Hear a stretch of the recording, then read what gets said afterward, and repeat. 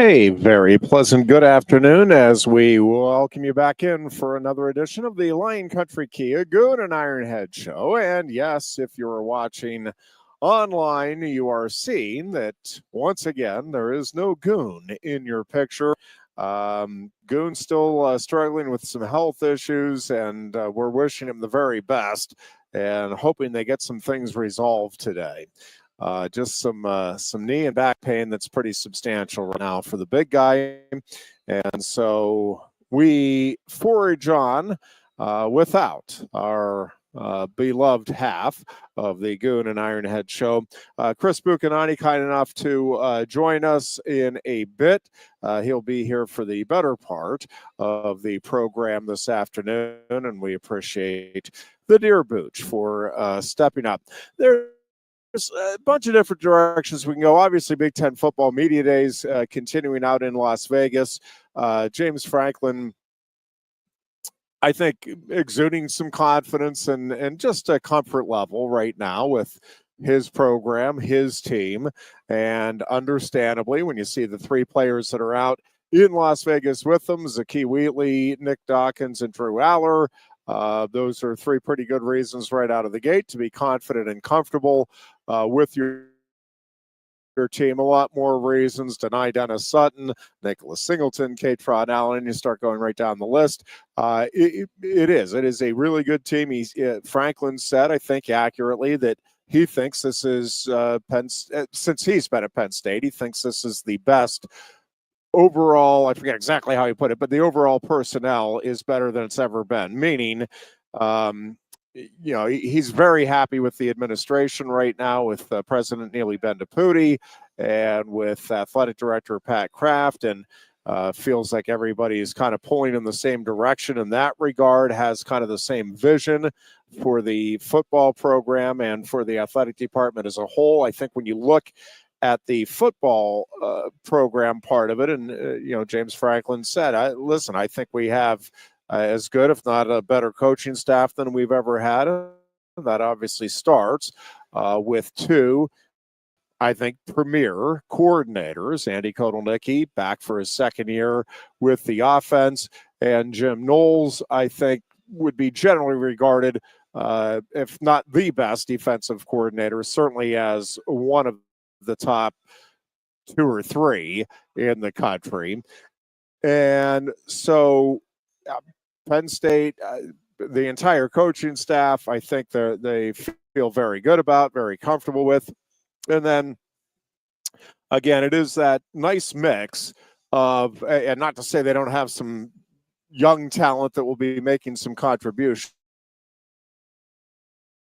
because certainly Penn State does have that combination of experience and talent that I think has Penn State on the short list of teams that national experts are considering the Nittany Lions as national title contenders here in the upcoming season. So we'll certainly talk about that, and when Booch gets here, we'll delve into a little more of the conference.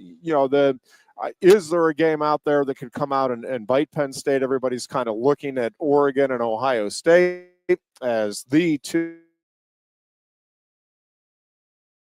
big games, and certainly those are the two biggest matchups, not in the non-conference portion of the schedule, mind you, but I do think there are a couple of other games that could sneak up as concerns as the season unfolds, and we'll delve into that a little bit. I actually wanted to start today, though, that there's just the way discussions go. So we had a discussion on our morning show known as Let's Talk with Scott Giese and yours truly. That is on weekday mornings from 8 to 10. Here on Sports Radio 7, The Fox. Brought up this case with the Little Leaguer who is suspended. And actually, I need to look and see if there's been an update on that. But if you've been following this at all, a Little Leaguer got ejected from a game. This is in the 12U Little League, so this is the age group, and teams that could go on and play in the Little League World Series here later this summer, the one that we all have come to know and love. And so the Little Leaguer flipped his bat. And if you just read the story, it's like, well, it was a bat flip. I mean, come on. And it was, but he throws it up in the air and he takes several steps after hitting a big home run. And the umpire immediately says, no, you can't do that, against the rules, which it is, and ejects him, which the umpire has every right to do. And with that ejection comes a suspension then for the following game. And there were many jumping in saying, whoa, too harsh. Even the ejection is viewed by some as too harsh. And so this has sparked now all kinds of debate. He flips the bat. I don't think he was trying to show up the opponent or anything like that. I think he's generally pumped, and but he throws it high in the air. So it is a combination. The reason the rule is in place is twofold. One is they don't want you showing up opponents, and the bat flip can be certainly construed as doing exactly that. But there's also a safety component to it. And when this one goes way up in the air, now there's nobody around, it lands harmlessly, no question. It's not a situation where any harm occurred, but could it occur? Well, yes. And then there's a bunch of people weighing in on primarily on the side of, come on, this is an overreaction. Let the kid play. Let's not get carried away. And by now, I think most people have seen there's a parent on the opposing team that said this doesn't warrant a game suspension and all of this. Well, here's the thing. And I could debate that point either way, but the rule calls for the suspension of the next game. If you want to go back, and this is Little League at large, like Little League International, if they want to go back and, hey, let's just make it a suspension for that game. And, maybe if it's at the end of the game, you're out for the next 2 innings or something like that. That's fine. But you can't just, my opinion here, you just can't change the rules in the middle of a tournament. Like you could do this in the off season if it's deemed that, yeah, you know what, in retrospect, this is too harsh of a punishment, but it's the punishment that has been agreed upon by whatever rules committee exists, and that's been implemented. Now, there's always umpire discretion on these types of things. And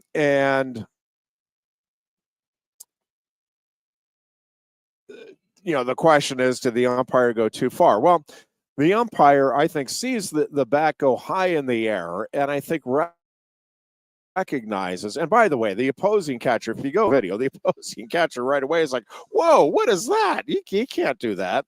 Now, the kid says he didn't know the rule, and I don't think he's lying. I think he didn't know it.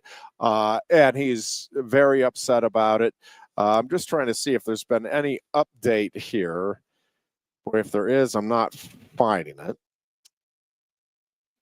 And yeah, because they were going to court to try to get an injunction to allow him to play in what will be the New Jersey State Championship game tonight. The kiddo plays for Haddonfield, and I don't see any updates. So it is a very tough lesson. I will grant you that. I also think it's a little bit on the coaches, not kind of, hey, these are rules. Now, I will say there are so many rules in baseball that for a Little League coach to go over everything, and boy, you need to be disciplined on every front. Again, it's 12-year-olds. They're going to be exuberant, all of that. But there is, again, a safety component here to me. And I feel for the kid. I feel for the team. I also, if I was in charge, if this was the rule, I would stand by the umpire as well, which is what Little League Baseball is doing. I don't think this is a horrific injustice. I think it is a really hard learning experience, but I think it is exactly that. But it gets me into another discussion today because, oh, come on, bat flip, maybe. Well, this is the other question I would have. So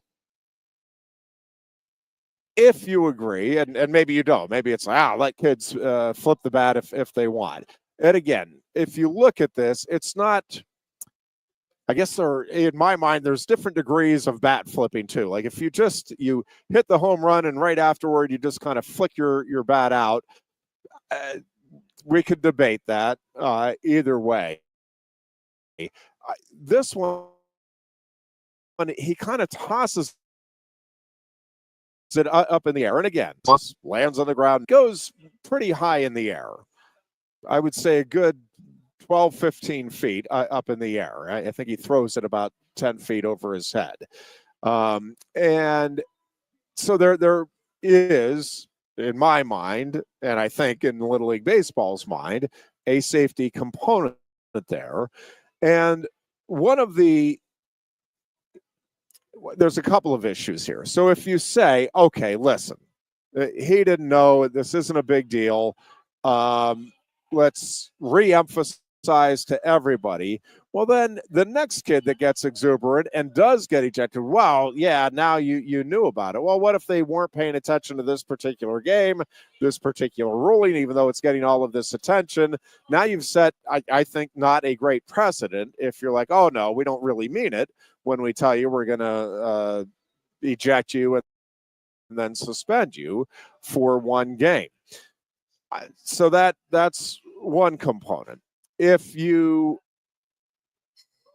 do argue that, listen, bat flips aren't a big deal, and people, you need to be aware on the field, don't let a bat hit you and all of that, and you don't think it's a big deal and should be allowed, again, change the rules, number one.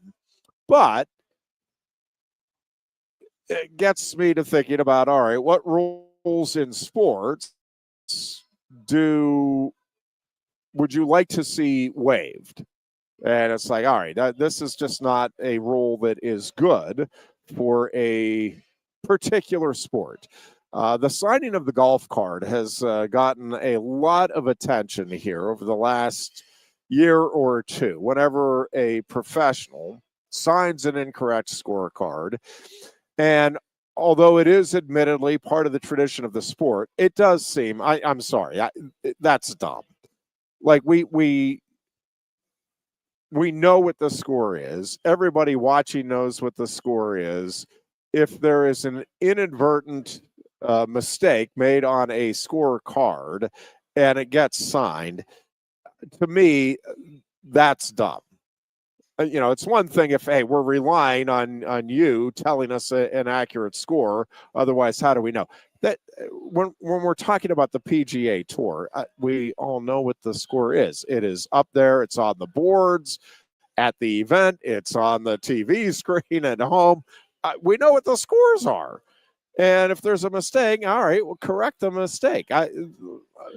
Nope, you can't sign it. Well, that to me, that's dumb at that level. Because you're not signing it with the idea that you're going to get away with something. Just the opposite. You're thinking, all right, this is, and again, it's rare, right, that it happens, but when it does, it's always a big deal. And that it just seems in the day and age, again, my opinion, that's just stupid. The only equivalency I can think of is, if you are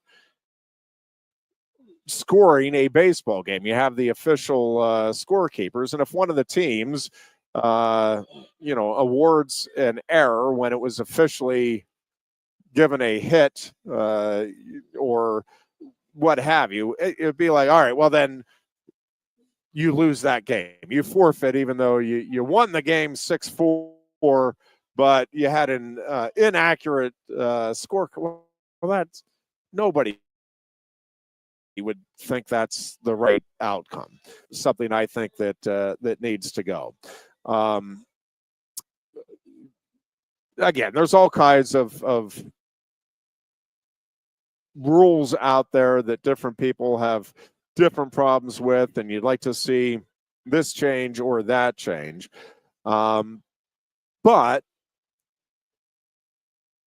there are things that you can address in a given off season. I just don't think, and I don't like the idea, this Little League thing, I don't like the idea of this going to court. I will be upset, and I don't think we've had any update from the court yet that I can find anywhere anyway. But this isn't something the courts need to get involved with. This is Little League baseball. If the rule, again, you can disagree with it, you can be upset about it, and Little League baseball can look into it and say, you know what, maybe that punishment is too harsh.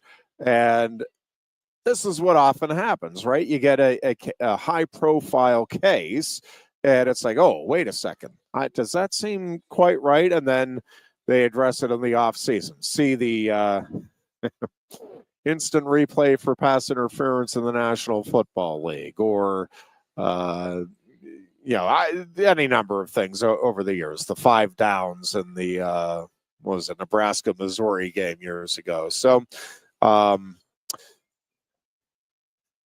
it is very unfortunate for the player and the team, but again, it is the rule. I think it's a great learning experience. And I think the team, you can rally around it. Hey, we're going to win this one for you, Marco. Don't worry about a thing. And comes out in the next game, and you get all kinds of added confidence.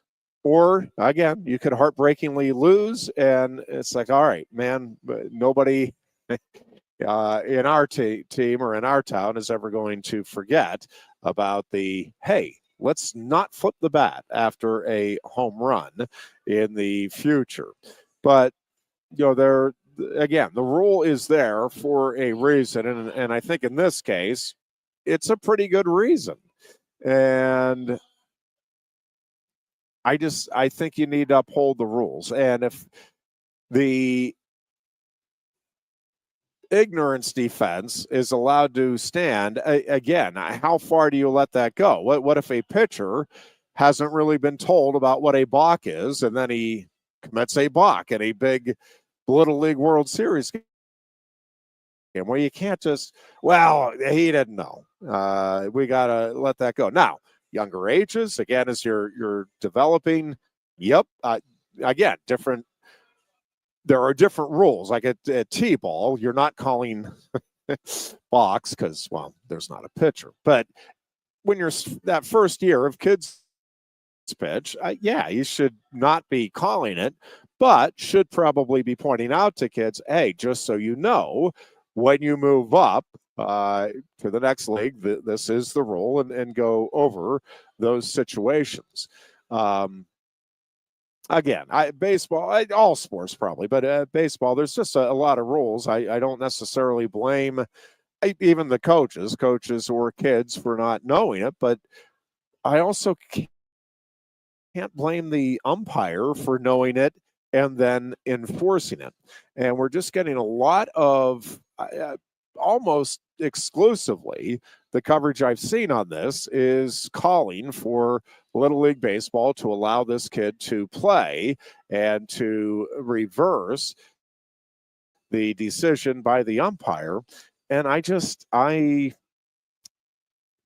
not that I'm wanting to punish the kid or that I have anything against him, but it's a rule, and I think it's a good rule. I think it's in there for a couple of good reasons. And I just think it's a great learning opportunity, and it should stand, and let it go at that. But we'll see what ultimately happens. They are scheduled, I believe, to play at 8 o'clock tonight. It's sometime tonight. It's a night game that Haddonfield has, and there was at least an attempt to get a court injunction to allow the 12-year-old to play in the state championship game tonight. So we'll see how that unfolds. Again, Big Ten football media days are wrapping up today out in Las Vegas. James Franklin, not thrilled with the Las Vegas location. Mark Brunn posted on the Lions 247 site, and I'm sure it's elsewhere, but he posted the comments, and he wasn't really complaining about it. He was just saying it's not the atmosphere that you would get in Indianapolis, and really probably even if you took it to Chicago or Detroit or any of those Midwestern cities. But Indianapolis is where it had been. And I think that's fair. And he was saying the atmosphere is just different. There's not the number of fans. There's not the folks coming up and asking for autographs and that sort of thing. But I saw a couple of people say, yeah, why would you take it away from Indianapolis? That was kind of central to all of the teams. Well, first of all, when you have teams in California and New Jersey, no matter where you put it, it is going to be a difficult trip for at least some. Now, I get probably a longer trip for more teams when you hold it in Las Vegas, but much longer trip for some of the teams on the West Coast if you're holding it in Indianapolis or Chicago. So I have no doubt the atmosphere is not what it would be surrounding the and there's a lot going on in Vegas, and Franklin was talking about that there just isn't he hasn't seen the signage and all of that, and it is interesting that the perceptions that fans or in this case participants have when you go to a big event. And I will say when we go to like the NCAA wrestling championships or even the Big Ten wrestling championships, it is nice to see the signs around these cities. Hey, St. Louis welcomes you to the NCAA wrestling championships. NCAA wrestling championships here this week. And you see the little banners on the streets and those sorts of things. And according to Franklin, he at least had seen those out in Las Vegas. And I'm sure Big Ten football media days, while a big event, could easily get lost in the shuffle of all of the other big things happening in Las Vegas, and get lost to a greater degree in a place like Las Vegas than it would even in Chicago, which obviously is a big city with a lot going on, but where Big Ten football has a long history of having a footprint, and same thing with Indianapolis. So I don't mind the idea of it moving around. And again, for some of the schools, Penn State, for Rutgers, for Maryland, like that's a pretty good hike, but kind of a pretty big hike to get to Indianapolis for the Washingtons and Oregons and USC and UCLAs of the world as well. So I don't know what the future is for it, but to me, it would probably make some sense to, maybe do Indianapolis every other year, and then maybe move it to like an Ohio City every third year and Las Vegas every third year or something like that. We'll take a break here. We'll talk some Big Ten football with Chris Bucca The Booch joins us. On the other side, you are listening to the Lion Country Kia Goon and Ironhead show here on Sports No Radio one likes making trips to the gas station. Well, Lion Country Kia can help. If you're tired of going to the gas station all the time, Lion Country Kia can help with the 2025 Kia Sportage Hybrid. Save now with 2.9% APR financing for up to 48 months. And get $500 Kia Finance bonus cash. There's 14 available that get 38 MPG combined. Say goodbye to all those pump visits. 2025 Kia Sportage Hybrids start at just $32,285. And be sure to check out the full Kia lineup too. And their selection of certified pre-owned Kias. Remember, every new Kia comes with a 10-year, 100,000-mile powertrain warranty. Ease that pain at the pump with a 38 MPG combined 2025 Kia Sportage Hybrid from Lion Country Kia, 1334 Drivable Street off Shiloh Road behind Sam's Club, State College. Warranty is a limited powertrain warranty. For details, see dealer or go to kia.com. If you love wings, if you love rings, and all kinds of other tempting things. Great times, great food. Get to Quaker Steak Lube. Get our Best Wings USA, signature sauces, mouth-watering appetizers, or any of our delicious award-winning lube favorites. Great times, great food.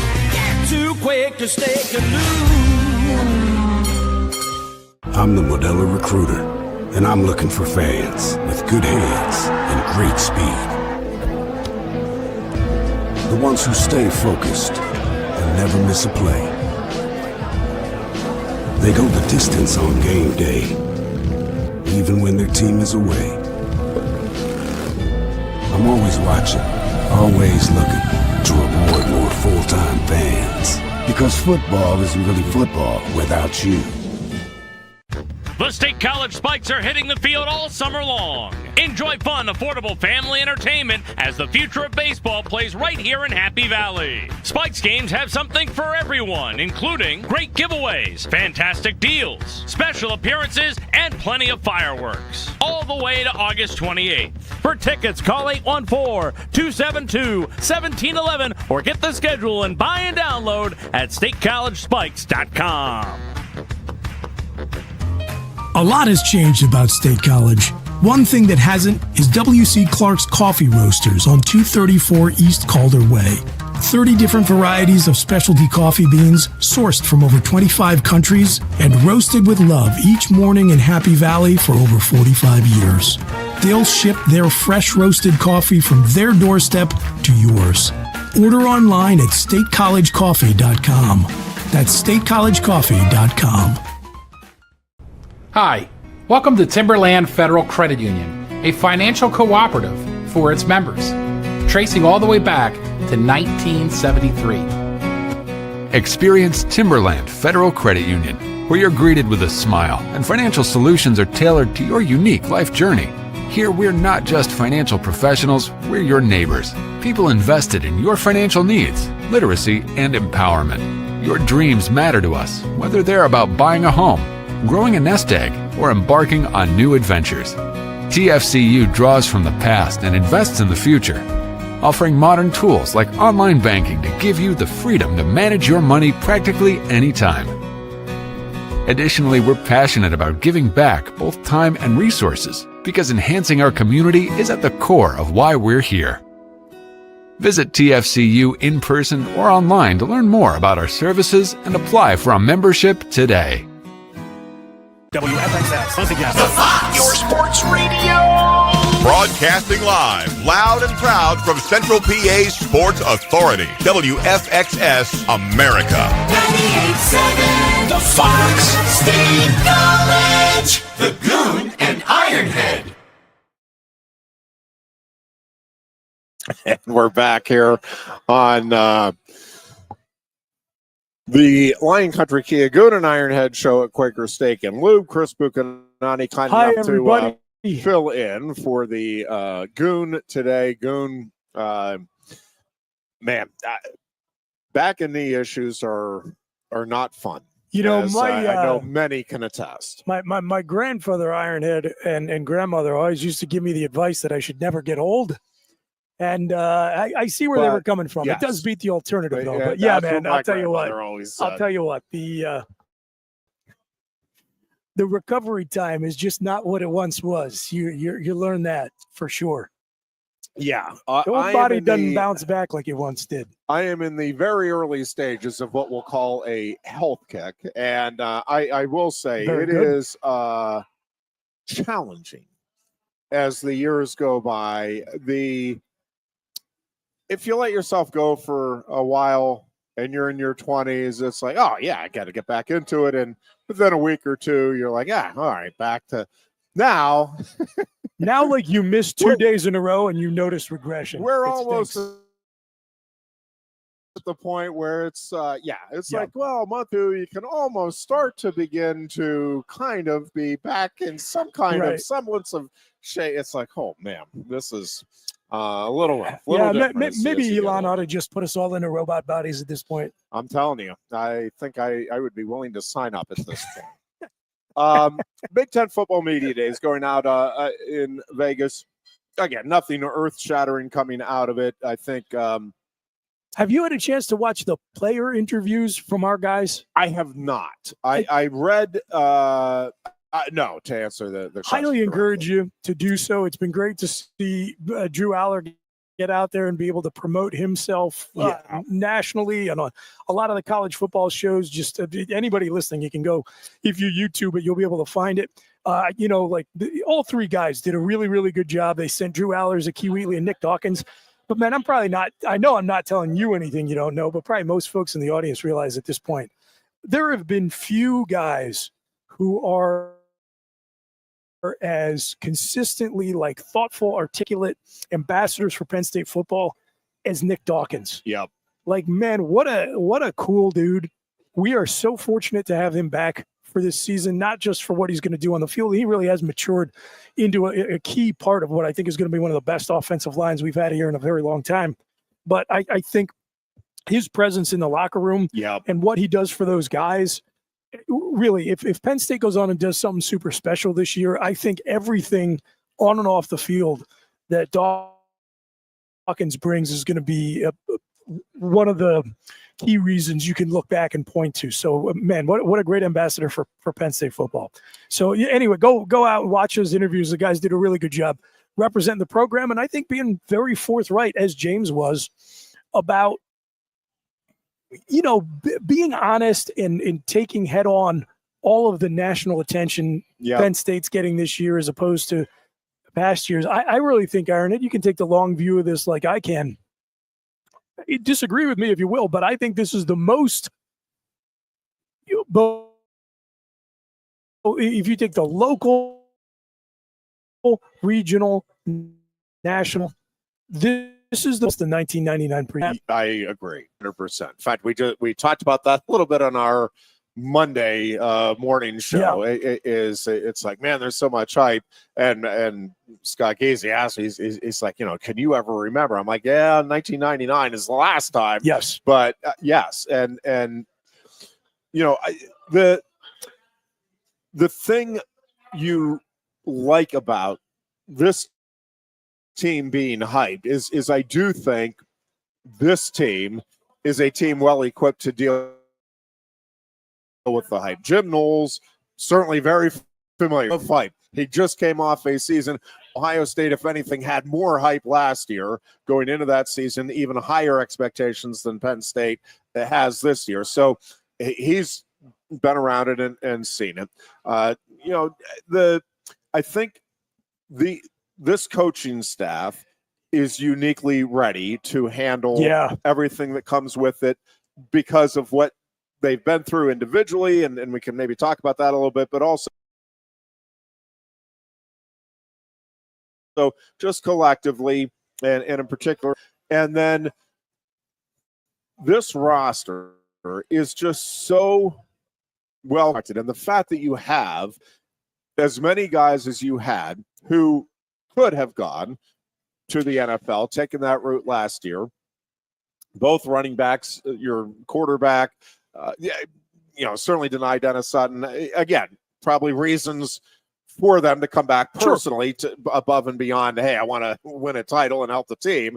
But still, they all, I do think the driving force for all of them is, yeah, we want to come back together and see if we can finish this thing off and bring Penn State a national title, which is something, hasn't had in 40 years here almost. So I do think it's whether or not it plays out. And again, I'm a broken record on this, but there's just so many things that come into play in terms of actually winning the national title. And I do think everything is set here and looks like it could play out beautifully for Penn State.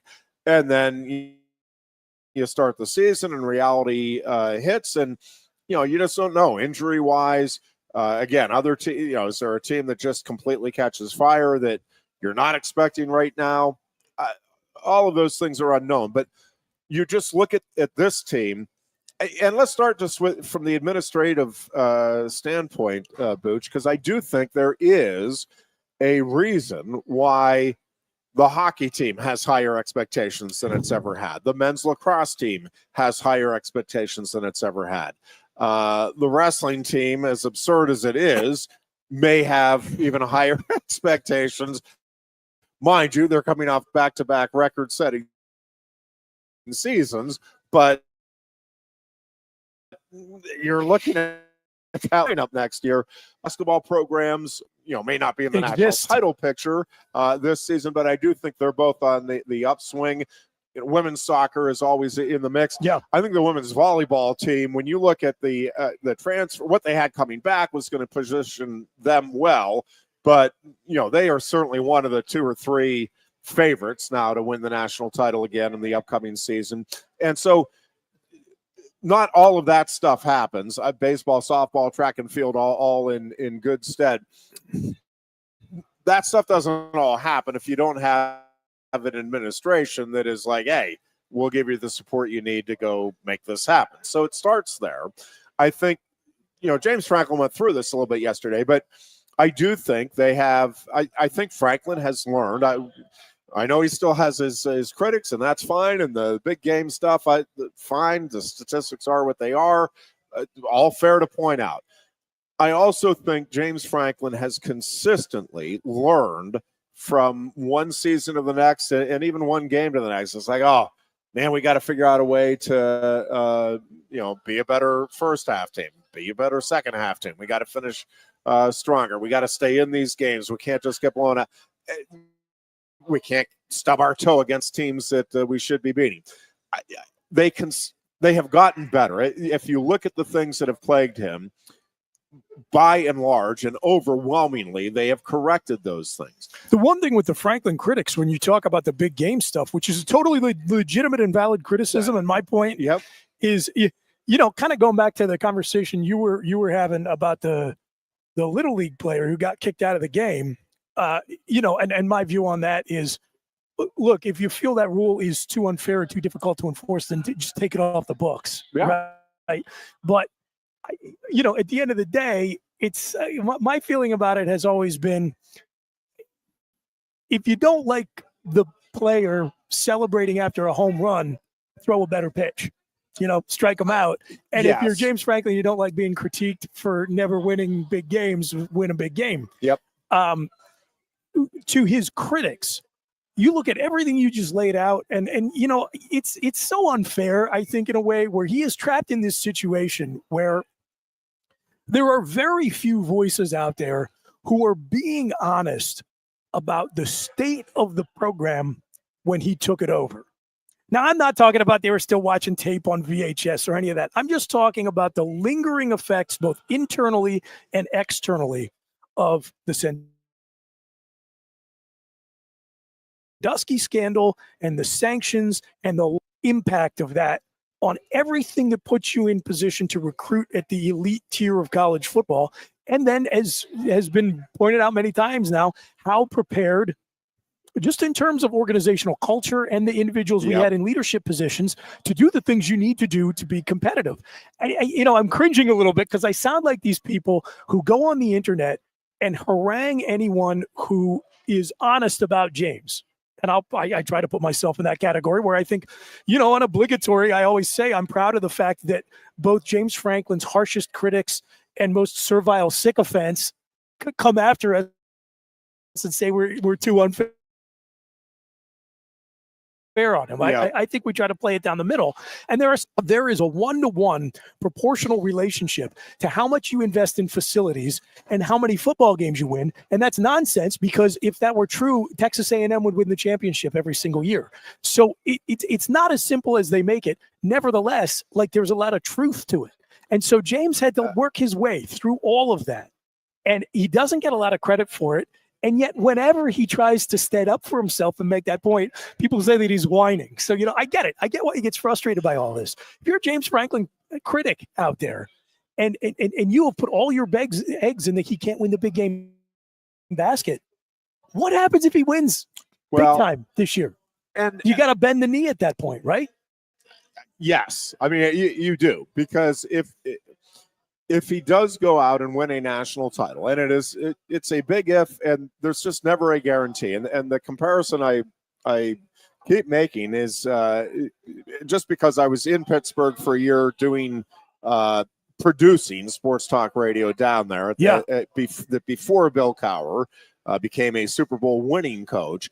And I'm just telling you, there was a segment of the fan base there. Oh, I remember that. Sure. It's Absolutely. like, I'm not saying Cowher's a bad coach, but he's not a winning coach, meaning the ultimate, and he can't win the big game. I mean, it was the exact same criticism. And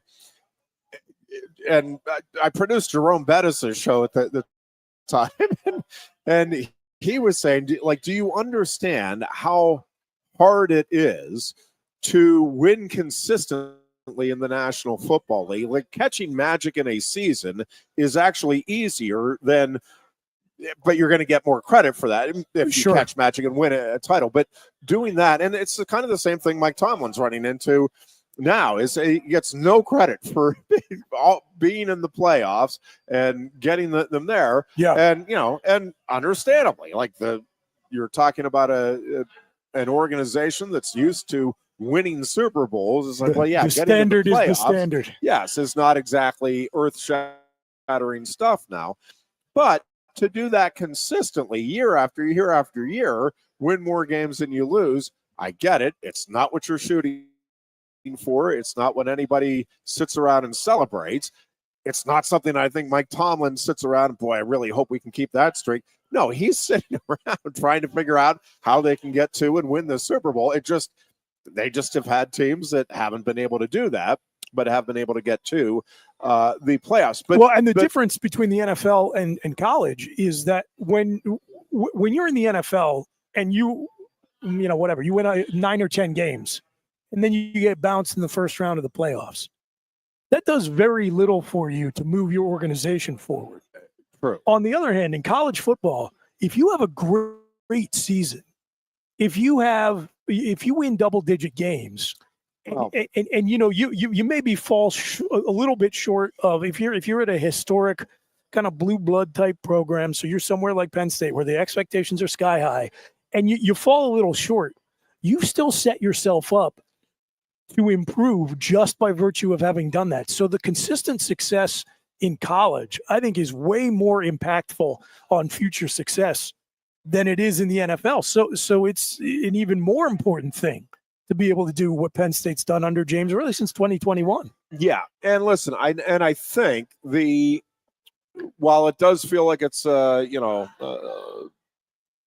chips into the center of the table type of season, I also do think that if Penn State does fall short again in the upcoming season of the ultimate goal, with the world we're living in and with where Penn State is positioned, but it could very well be next year, meaning 2026, where Penn State actually does break through, because the old Paterno philosophy of I want every one of our classes to have a chance to play for the national title, and it was great, and they were very successful at it, but pretty consistently they had, and I'll use down years in air quotes, but down years before making that run. what is remarkable about what James Franklin is doing is that they're not having the down years. I get it. They're not winning the national titles. They're not getting the breakthrough win that fans want. But we're also, in some ways, it feels longer. This will be the 12th year for James Franklin at Penn State. Yeah. In the overall scheme of things, it is long in today's world of coaches because, man, if you don't win the big one and you're at a big program, it feels like, all right, well, time to go find somebody that can. So it seems long in that way. But, and to your point, Boots, you took over a program that we weren't sure if it was going to you go back to the time, and it's hard to remember now, but there were many people, and I get it, the sanctions were lessened. I understand everything that came into play.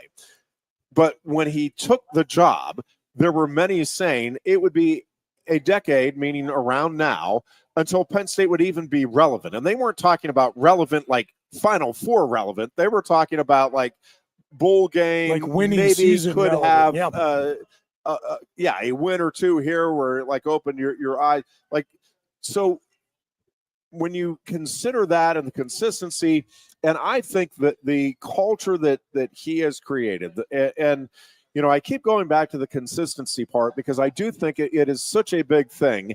And I think when you get on the cusp like Penn State was last year, and I think you're seeing it with the hockey program, most notably right at the moment.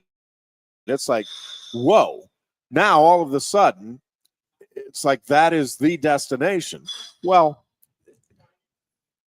it's not. Guy Godowski has built a culture here, and that didn't really just come out of thin air. Correct, and has done it very methodically, year after year. Hey, we want these pieces here. We need to change up a little bit how we do this. Obviously, he has a great hockey mind, and you start with that. He knows what he's doing. He's surrounded himself with great people, but now feels like they are on the cusp of, I don't know if it'll be a run of multiple national titles, but I do think it's going to be a run of more often than not, you're looking at a team that'll be in the Frozen Four, a program that'll be in the Frozen Four. I think that's going to occur more often than not over the next 5-6 years anyway. You know, when you think about what a tightly knit club Division I college hockey is, and you think about the fact that we opened Pagula Ice Arena to start the 2013 season, that we're where we're at in 2025. I mean, I think some people don't really understand kind of the nature of that sport.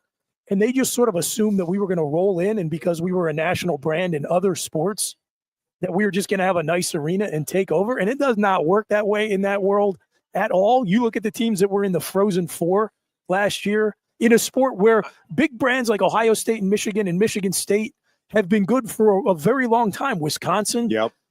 That doesn't mean squat in college hockey. You got to earn and take what you get in that sport. And for Penn State to have gone from nothing to where we are now, again, as you just said it very eloquently, that was built over time, and it's a real accomplishment. Well, and I'll add one more thing to that even, and that is being able to navigate. Penn State across the board now, I'm talking about athletics and their coaches.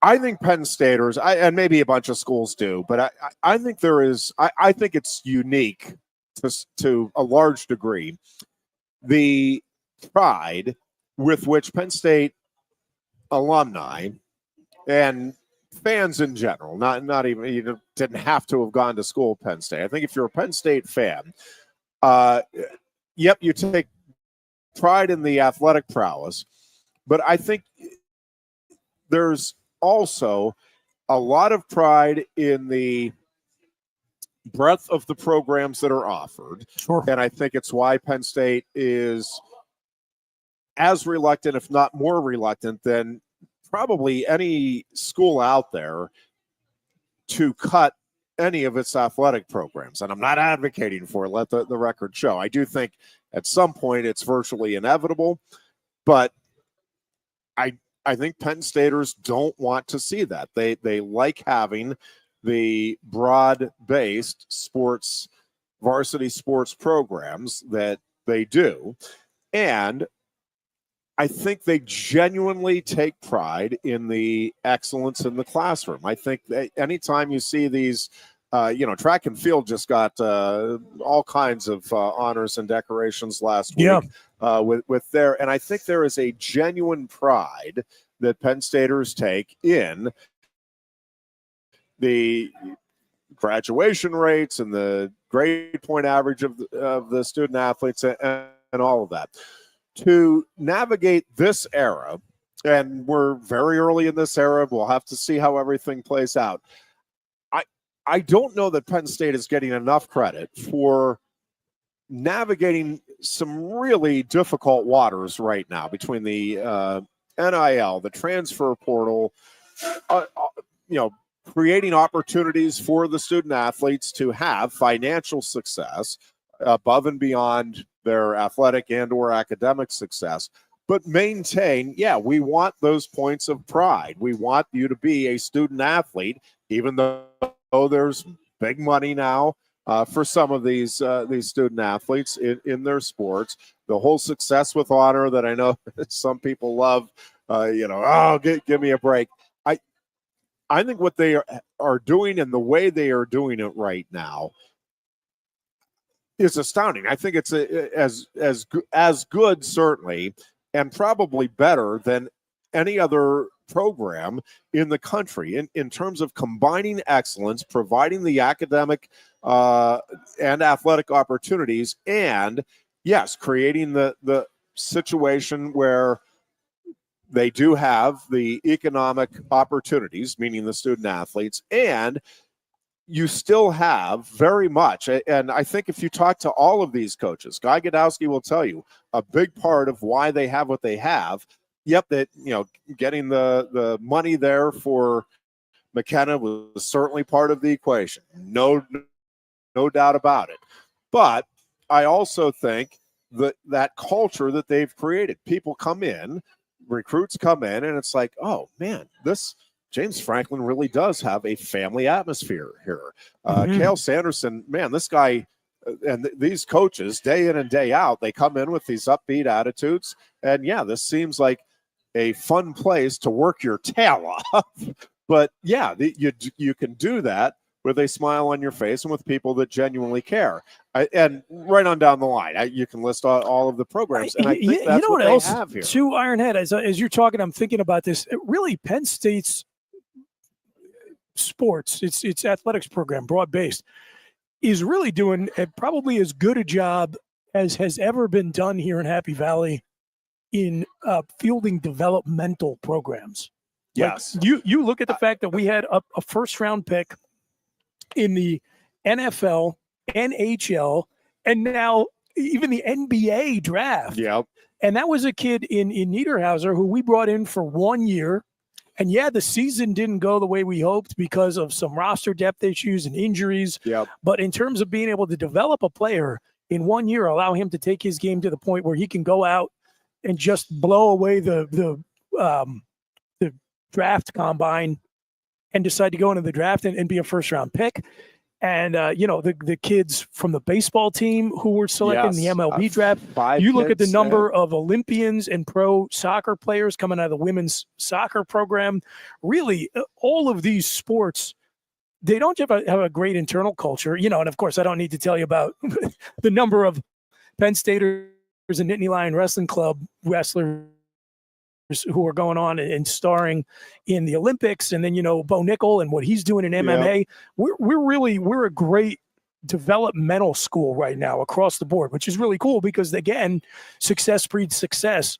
That's how you get on the radar of the top athletes in the country. They look and they see, hey, superstars are going to Penn State and finding opportunities to continue in whatever their sport is, whatever the next level of their sport is, and to succeed at the highest level.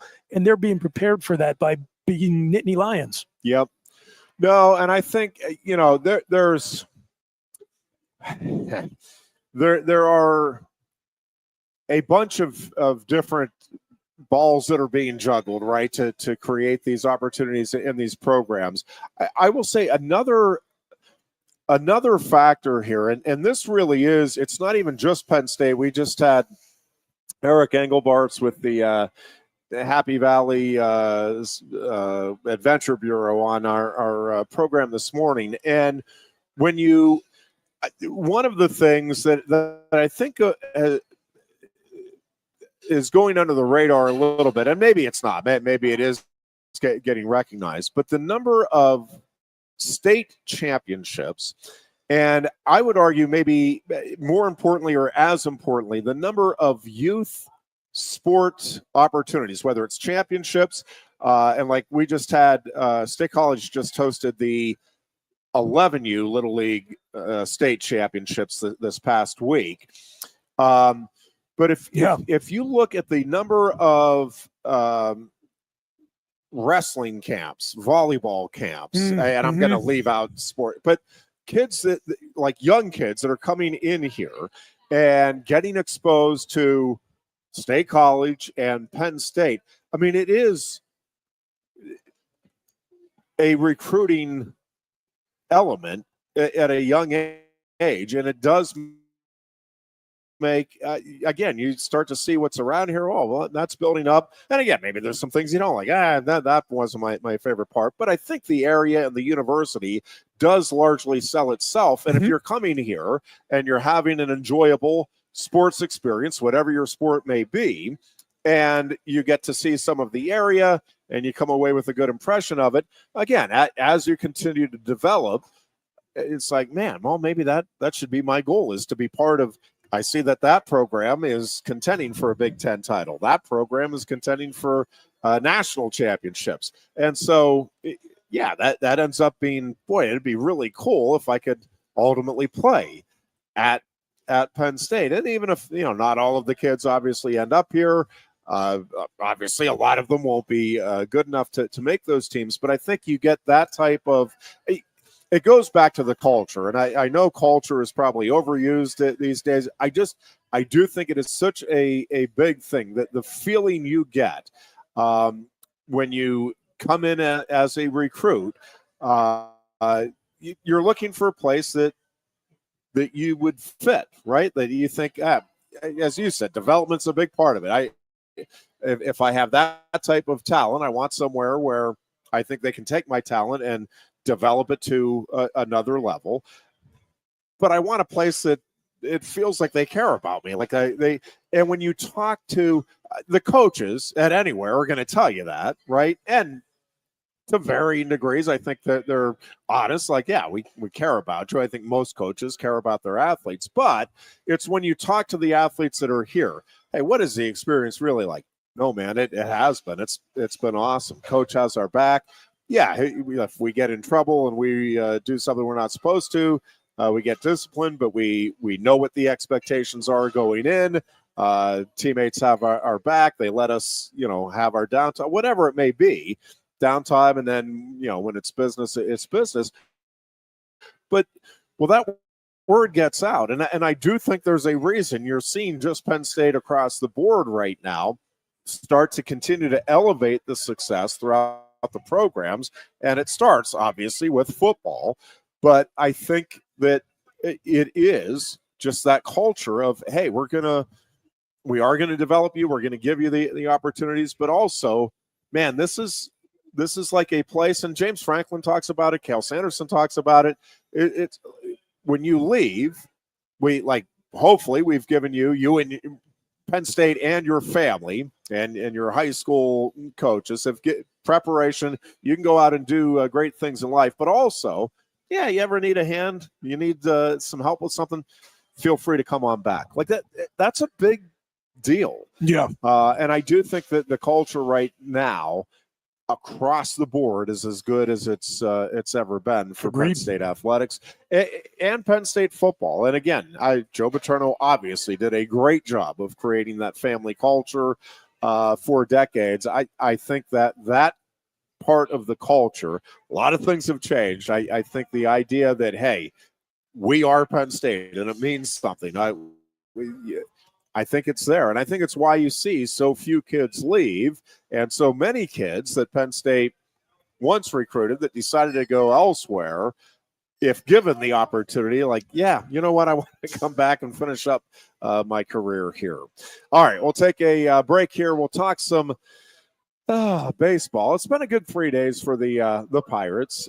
Just some bizarre things with the Philadelphia Phillies and the Boston Red Sox. We'll delve into that a little bit as we continue. It is our Thursday afternoon edition of the Lion Country Kia Goon and Ironhead show. Again, Goonless today, Booch filling in.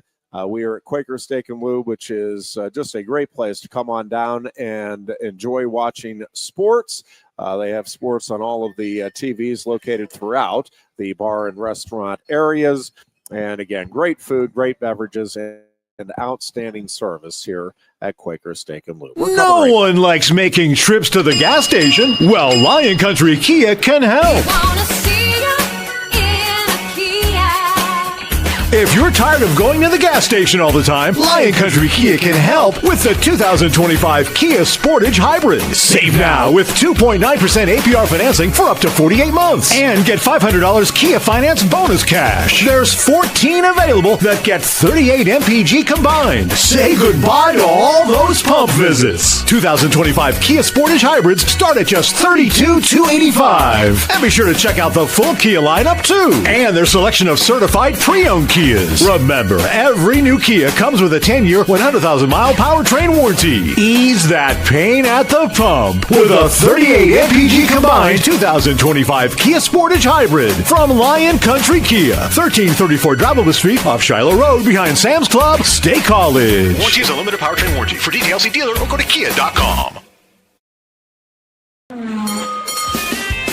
If you love wings, if you love rings, and all kinds of other tempting things, great times, great food, get to Quaker Steak Lube. Get our Best Wings USA, signature sauces, mouth-watering appetizers, or any of our delicious award-winning lube favorites. Great times, great food, get to Quaker Steak Lube. I'm the Modelo Recruiter, and I'm looking for fans with good hands and great speed. The ones who stay focused and never miss a play. They go the distance on game day, even when their team is away. I'm always watching, always looking to reward more full-time fans. Because football isn't really football without you. The State College Spikes are hitting the field all summer long. Enjoy fun, affordable family entertainment as the future of baseball plays right here in Happy Valley. Spikes games have something for everyone, including great giveaways, fantastic deals, special appearances, and plenty of fireworks. All the way to August 28th. For tickets, call 814-272-1711 or get the schedule and buy and download at statecollegespikes.com. A lot has changed about State College. One thing that hasn't is W.C. Clark's Coffee Roasters on 234 East Calder Way. 30 different varieties of specialty coffee beans sourced from over 25 countries and roasted with love each morning in Happy Valley for over 45 years. They'll ship their fresh roasted coffee from their doorstep to yours. Order online at statecollegecoffee.com. That's statecollegecoffee.com. Hi, welcome to Timberland Federal Credit Union, a financial cooperative for its members, tracing all the way back to 1973. Experience Timberland Federal Credit Union, where you're greeted with a smile and financial solutions are tailored to your unique life journey. Here, we're not just financial professionals, we're your neighbors, people invested in your financial needs, literacy, and empowerment. Your dreams matter to us, whether they're about buying a home, growing a nest egg, or embarking on new adventures. TFCU draws from the past and invests in the future, offering modern tools like online banking to give you the freedom to manage your money practically anytime.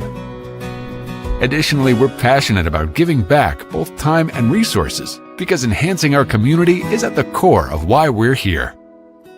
Visit TFCU in person or online to learn more about our services and apply for a membership today. WFXS. Your sports radio. Broadcasting live, loud and proud from Central PA's Sports Authority, WFXS America. 98.7 The Fox State College. The Goon and Ironhead. And we are back here on a Thursday. It is the Booch and Ironhead from Quaker Steak and Lube today. Pretty nice day, pretty nice week we've had going here in the Valley of Happiness, and we'll take it. We got a lot of rain early on. That is for sure. And then it just like turned on a dime. It's weird. You would think you'd maybe just space it out a little bit more, but no, it's really more like the last 6 games for the Pirates. That is the truth. Feast or famine. Yeah, just and again, it's baseball. You never know any given day, but to be as truly awful as the Pirates were, where they were not competitive against the Chicago White Sox, who are, if you remove the Rockies, the dreaded Rockies from the equation, White Sox are right there with the Pirates and Nationals battling for worst team in Major League Baseball. And the Pirates just at home, coming out of the break where you'd like to think you have a little bit of excitement. They had a couple of great crowds, and they just give up double-digit runs in the first 2 games, get hammered in the third, and then you turn around and you sweep the team that had the best record in Major League Baseball. I know they have been struggling a little bit now as of late, but still had the best record in Major League Baseball, and the Pirates then turn around and sweep them with just a combination of outstanding pitching, and then Spencer Hurwitz just went off against the Tigers. 7 RBI, of course, had his first career grand slam yesterday. And I will say under Don Kelly, I didn't look up exactly. They're right around 500. Yeah, I think they might be at 500 again now, but they're in that neighborhood. And the concern coming out of that White Sox series is, here we go with the collapse that we've seen, and it could still happen. I'm not ready to sit here and tell you because of the 3 wins over the Tigers. The collapse generally happens from mid-August on. But I am curious to see how this team finishes out the season and whether or not the organization feels that Kelly is kind of the long-term guy. As I've been saying from day one, the problem isn't the manager. The problem isn't the general manager. The problem is they just have ownership that has no intention of putting together. They want to put together a playoff team. I think they do want to build and get there. But the goal should be, hey, let's put together a team that can go out and win a championship over whatever year period you want. That is not, and never has been, never will be the objective of the Pirates organization. It's not crazy. Very frustrating. It's not crazy. I really don't believe at this point to label Paul Skeens as somebody who appears to be on a legitimate Hall of Fame track. Fair, right? Like I hate you say Hall of Fame early in a guy's career. Yeah, second year of a major league career. Yeah. Like remember Mark Pryor with the Cubs? Yep. Just looked exact same spot, and then just his body completely broke down. So that can happen, right? But you have a player of that caliber that it doesn't sound crazy to put him in that conversation in year 2. He's done things that have never been done before, I believe, right? Yeah. In terms of starting the 2 All-Star games. Yep.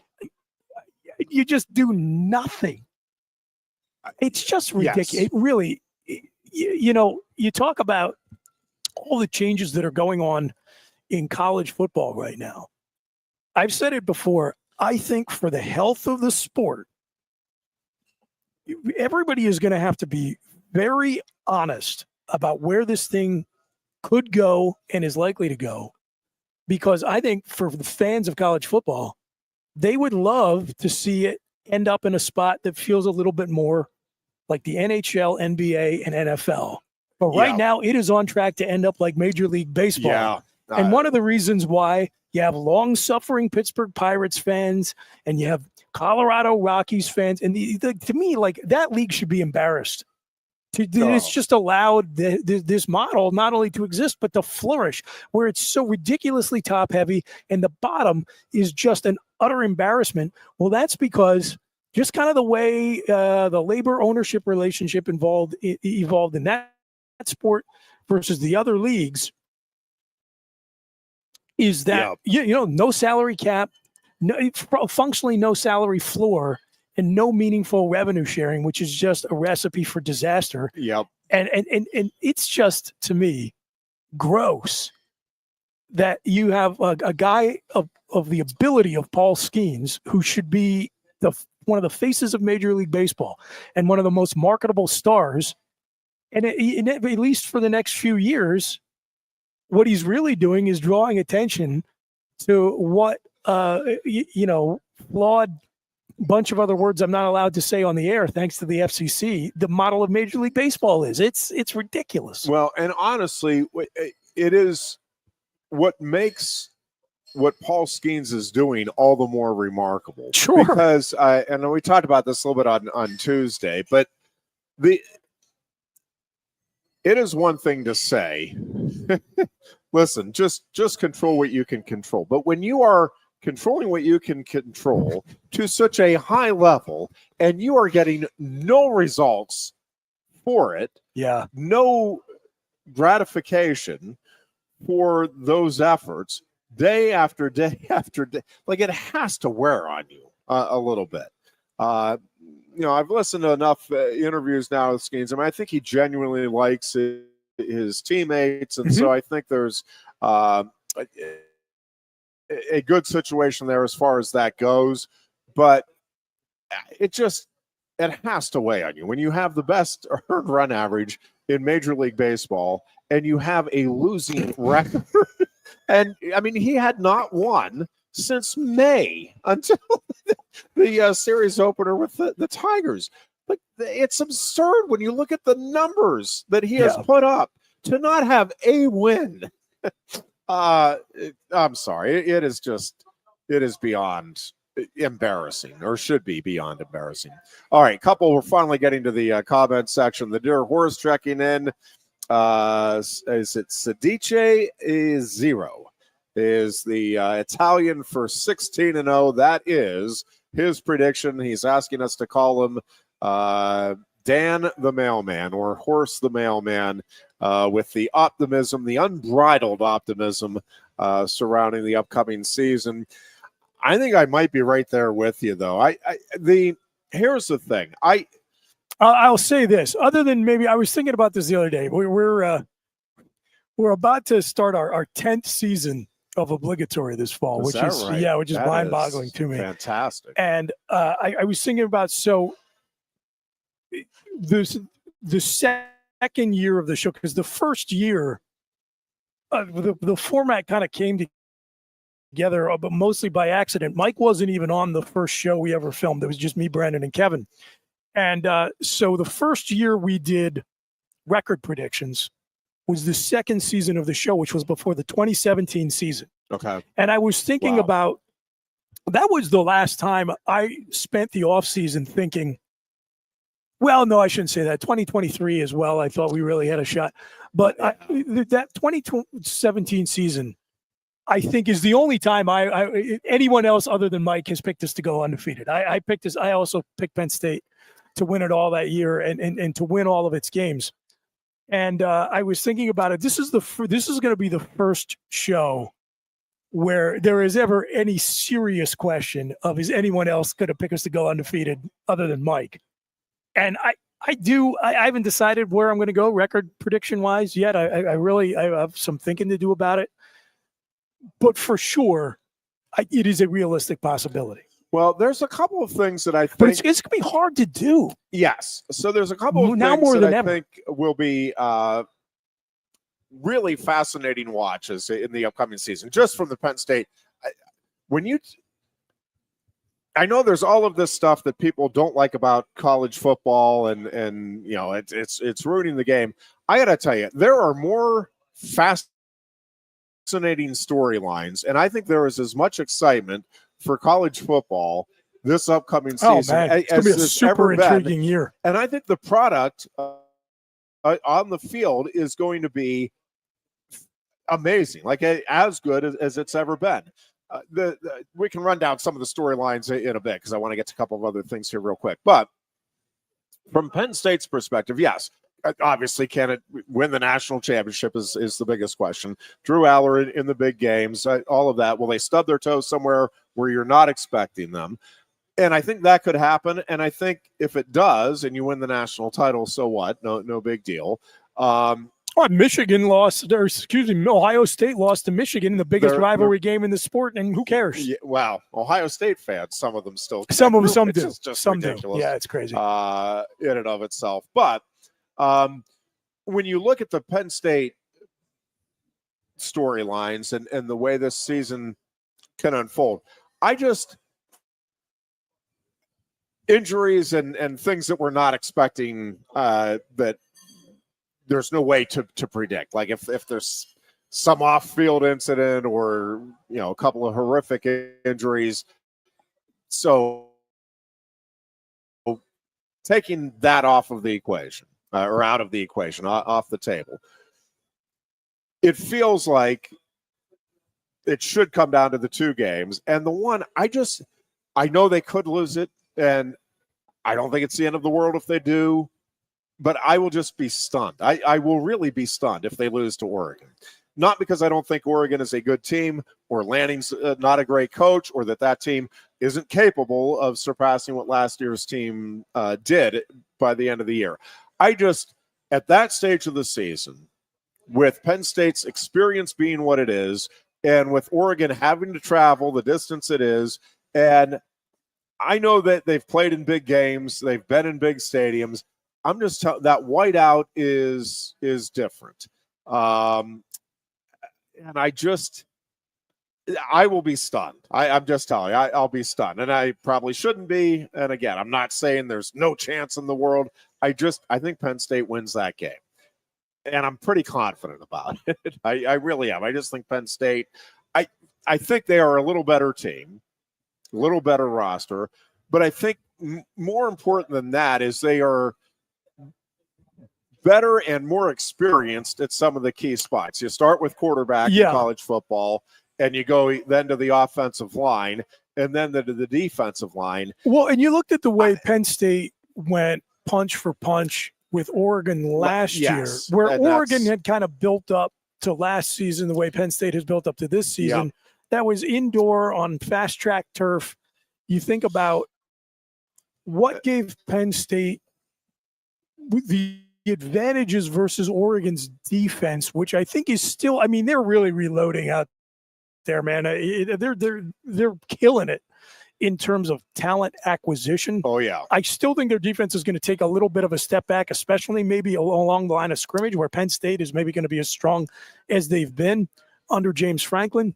And, and then you give that home field, that whiteout advantage to Penn State. I'm with you on that. That's a game that Penn State needs to get, and I think they will.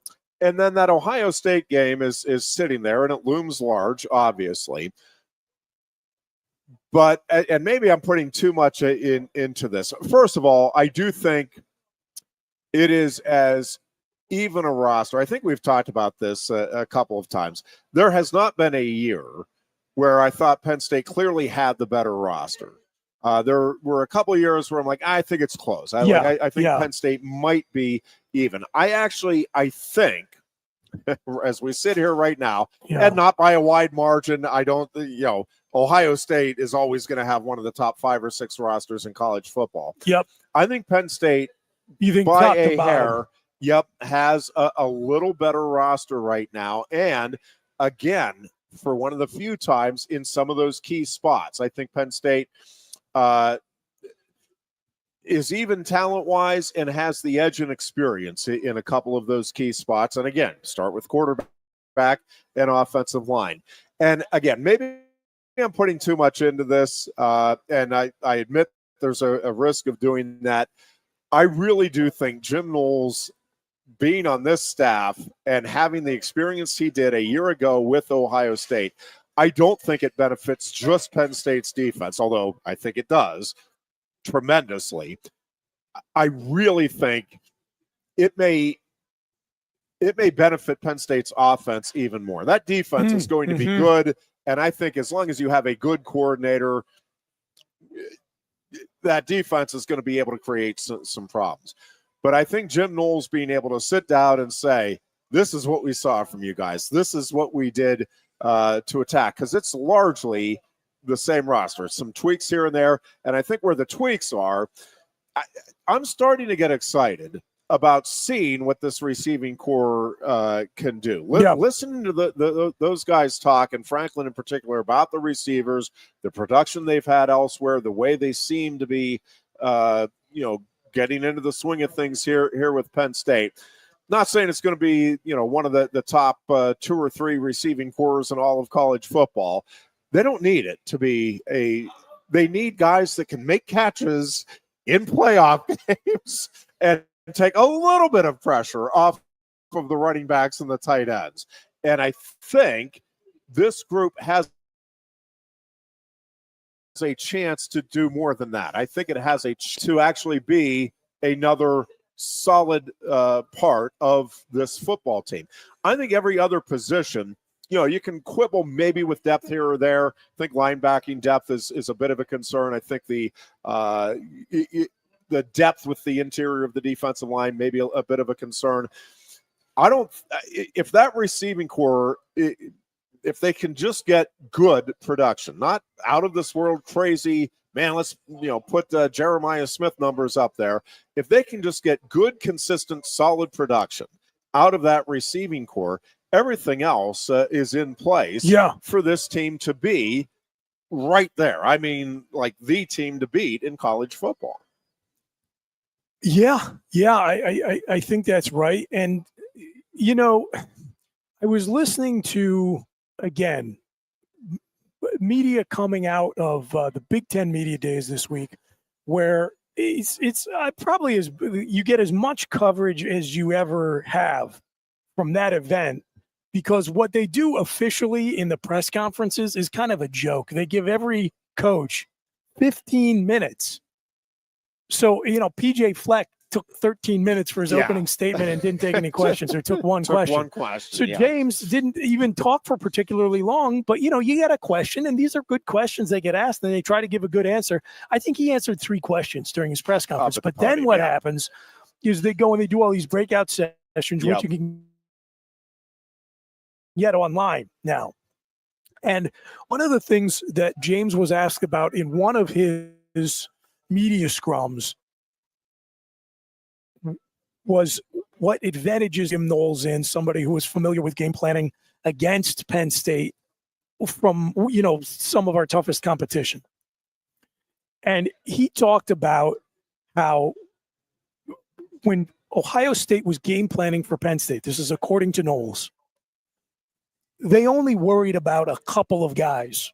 He didn't say it, but it's basically like the running backs and Tyler Warren last year.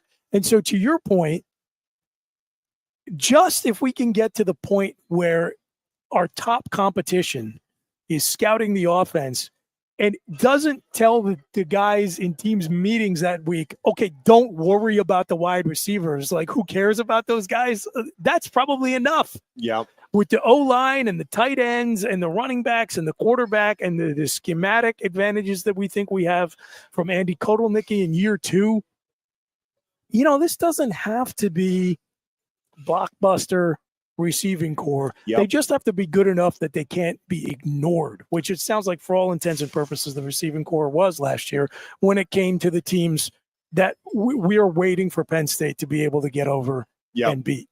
I think it's safe to say Notre Dame didn't have a lot of concerns at the end of the day with that obviously core.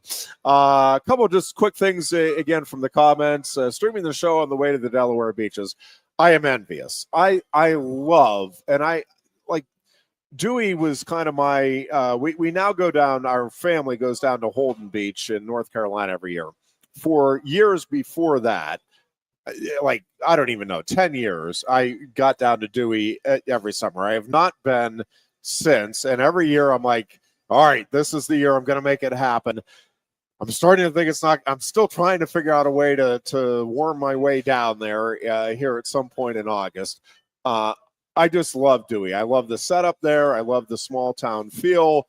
Love the establishments, but it's just such a neat beach and neat area. And then, you know, you have Rehoboth right up from it and Bethany right down, or vice versa. I'm not even sure which one, but so kudos to you. Enjoy the Delaware beaches.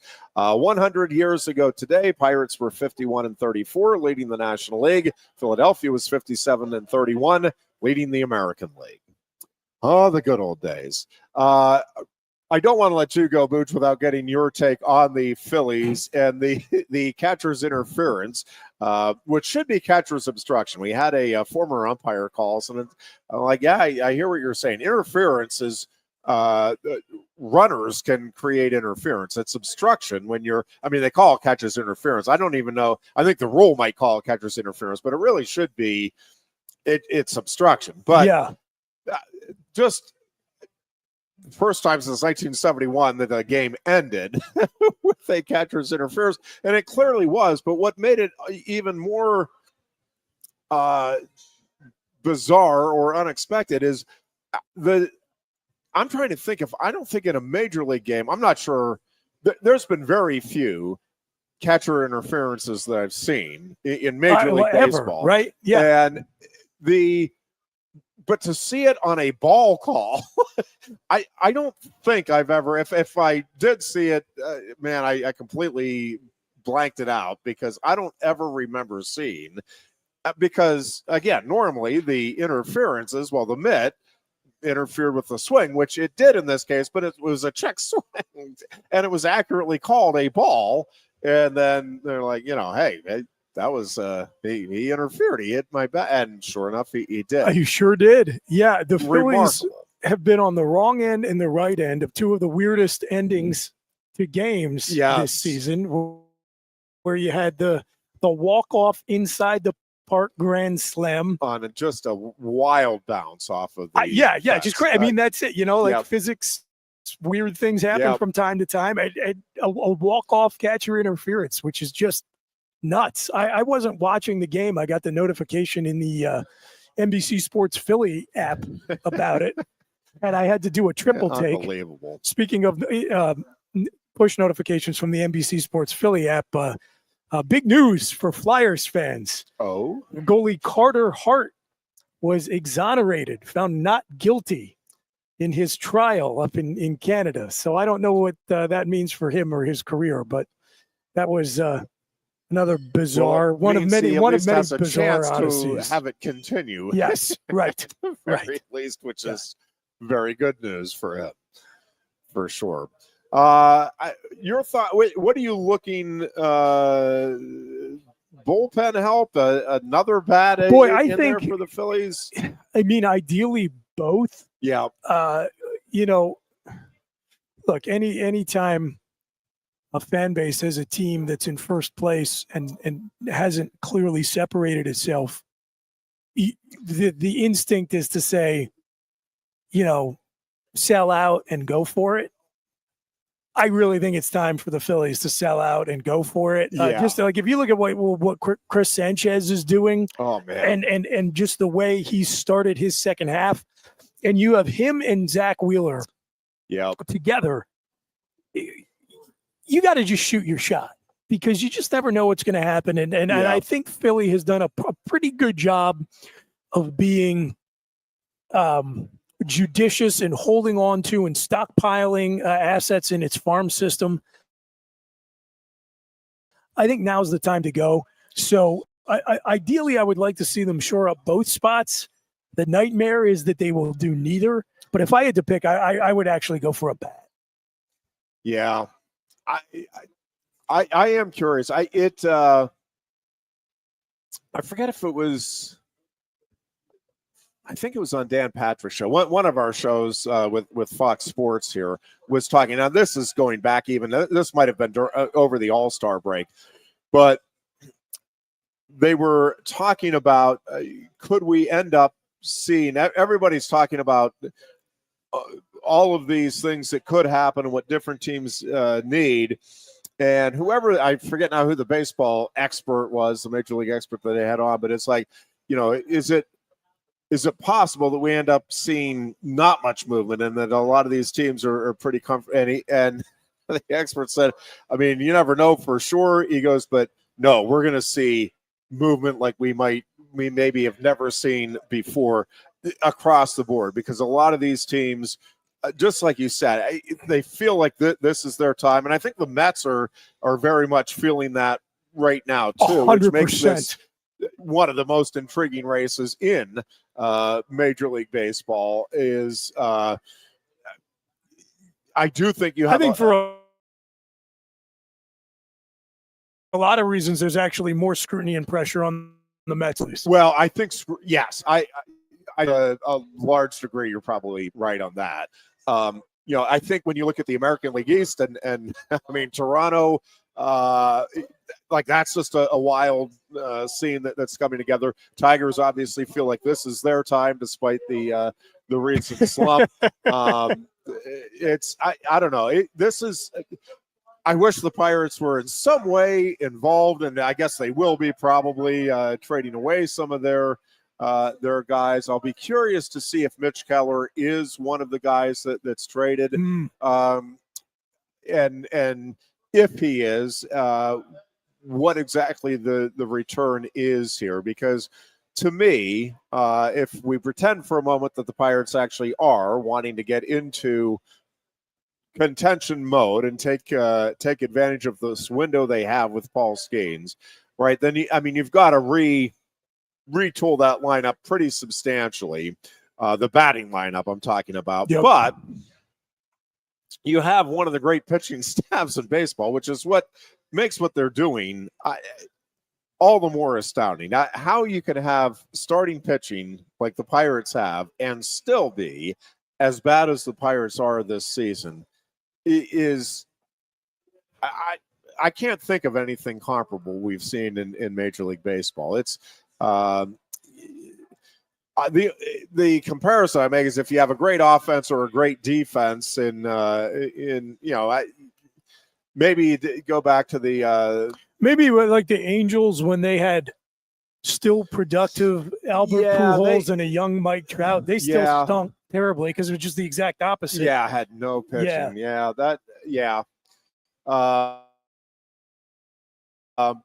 But every now and then you'll get an NFL team that has a great offense or a great defense on the other side of it, just can't do anything. And so it's like, oh man, you can't take advantage of this. And it just, so I'm okay with the Pirates if the return investment is good enough to get you into at least contention mode. I'm not even asking to actually get to the playoffs. I'm asking for September baseball to matter in Pittsburgh at some point in the next couple of years. Yeah. And it just feels like we are so far off from that at the moment, but maybe not. Alan checking in, Phillies would be smart to trade for both Bednar and Santana. Bednar's been, I will say, after his early season woes, he has settled down nicely. Yeah. I would hate to see Santana. I mean, I'm fully expecting Santana to be part of some equation here in terms of the talent going out. But, oh, man, that one is going to hurt me because I love watching that dude go out there and throw his stuff. I have heard, speculation about that. Here's the thing, man. As a Phillies fan over the last few years, there has been a lot of speculation about deals that seemed like they were on the cusp of coming to fruition and they made a lot of sense for both clubs. And then just nothing has ever materialized. And I'm kind of getting to the point where I'm really gun shy about buying into even what seem to be pretty credible reports. I think the knock on Dave Dombrowski as a GM at his previous stops has been that he has hamstrung the franchises he's been with by taking big swings and leaving the cupboard completely empty. And I think he's trying to, it's almost like now that criticism has gotten up into his head, and I'm afraid he's almost erring in too far in the opposite direction. Where he's got some places where he's got to pull the trigger, and he hems and haws and then just never makes the deal. And again, just going back to what I said about the seasons you're getting out of Wheeler and Sanchez, now's the time. Just pull the trigger. Do it. Some of these guys are not getting any younger. You got to make a decision on Schwarber coming into the offseason. You know, you got to make, you're going to have to start asking some tough questions about your commitment to JT Realmuto. Shoot your shot. Yeah, I mean, it does. It feels like it is there. And it doesn't look like there's any juggernaut out there, not even the Dodgers. No, and especially when it comes to the postseason, because even in that division, if the Giants or the Padres, like, postseason comes down to largely pitching matchups, and man, I'm with you. I mean, the Dodgers obviously have a very good baseball team, and nobody's going to be shocked if they win it. But yeah, they're far from a sure thing, and I'm with you. I think this is going to be a fun stretch run, for Major League Baseball fans that have teams that, are relevant, which unfortunately Pittsburgh is not one of them. Before we let you head out, and we'll do the final segment, will be just Ironhead here flying solo, which is fine. We've got a few things I want to get into before we wrap up. But Hulk Hogan passed away today. Yeah, big time bummer. I was not a big WWF or WWE fan. I was almost resentful as a kid because of my love of actual wrestling, real wrestling, college and freestyle. But Hulk Hogan got to such a stature and such a level. Sure. Obviously, an absolute Rocky III, legend. Man. Yeah, an absolute legend just in American culture.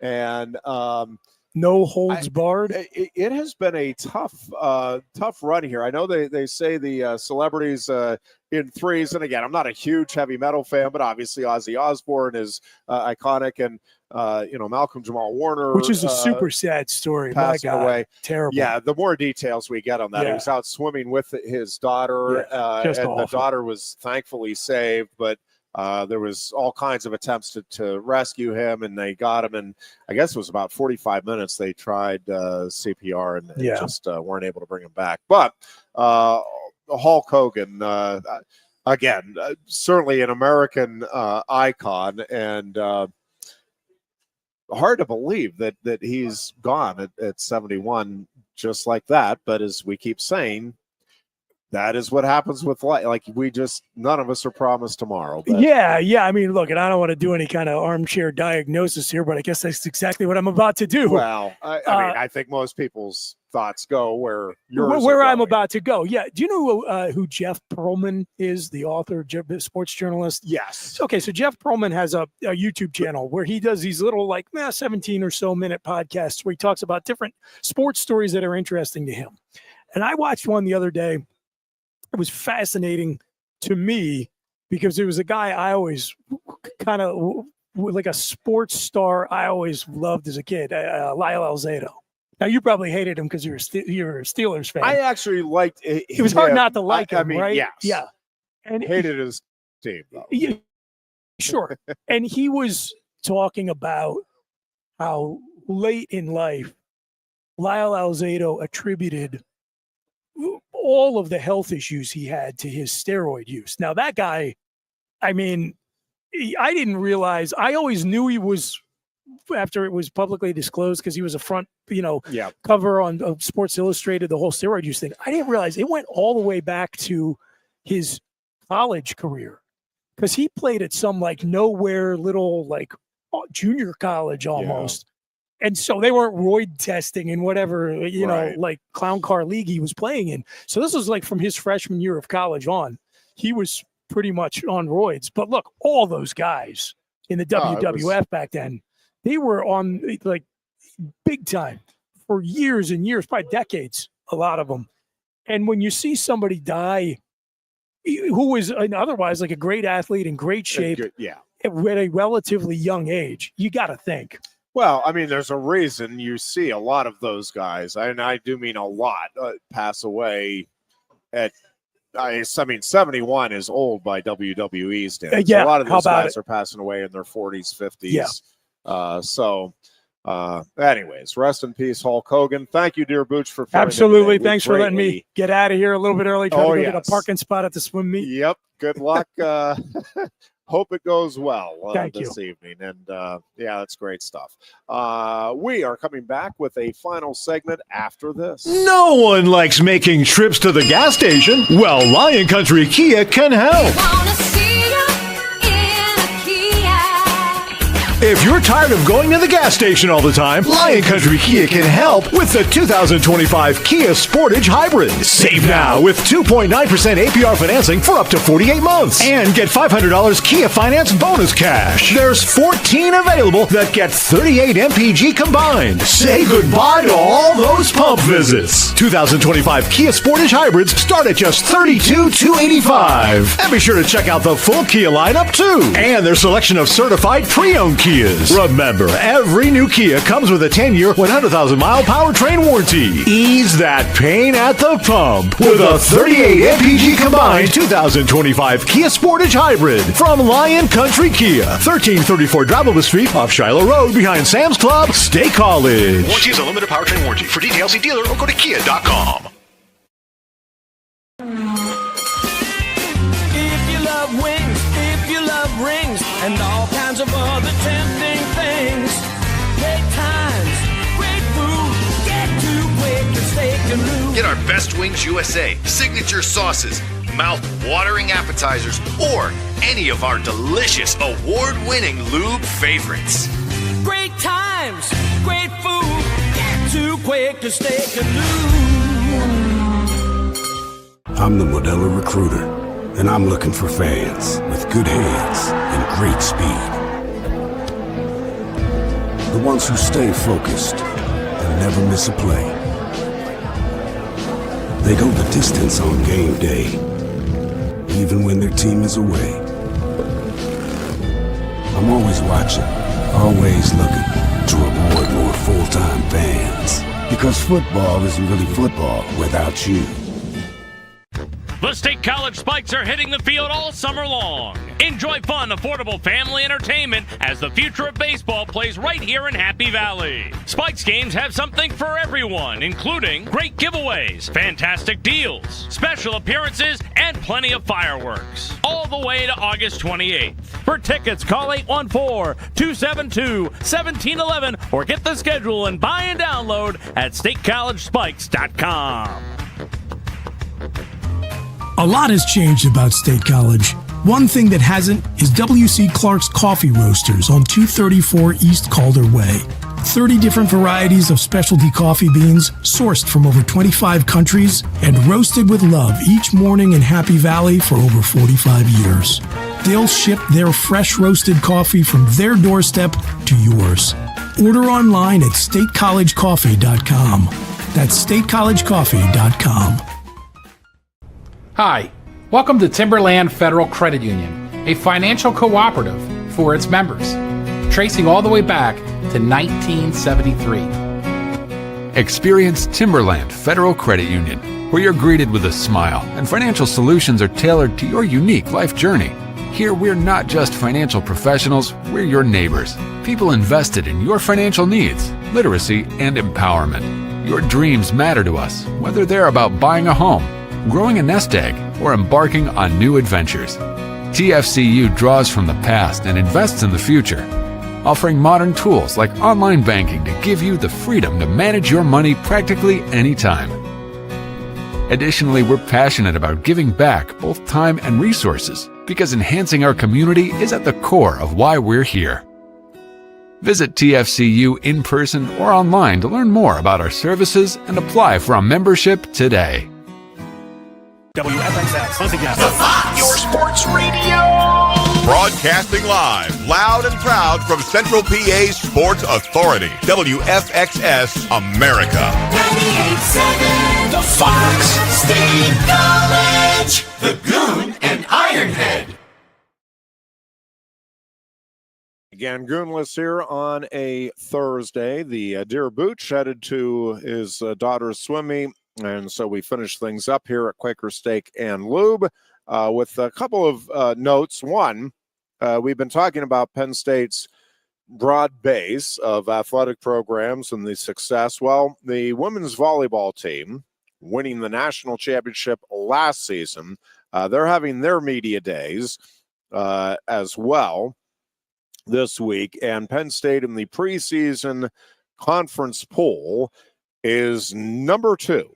I am presuming behind Nebraska. I was just about to say Nebraska's number 1, but I actually didn't see that specific in the story. I am almost positive that is the case, but Penn State projected as number 2 in the preseason Big Ten rankings, and Penn State has 3 players named to the All Big Ten preseason team in Jillian Grimes, Kennedy Martin, who is the transfer from Florida, and Izzy Stark, who, of course, was Big Ten Setter of the Year and NCAA Setter of the Year last season. And so, Martin was a first-team All-American at Florida last season. So not unexpected that Penn State is projected to be in the hunt. And those 2 teams, Nebraska and Penn State, could very well be the 2 teams that are left standing this year in women's volleyball. Some other teams, Pitt has a lot returning as well. Louisville, the Final Four teams from last year, certainly will be in the mix here in the upcoming season. But Big Ten is the standard bearer in women's volleyball, and if you are competitive and near the top of the Big Ten standings in women's volleyball, you have got a shot of being in the running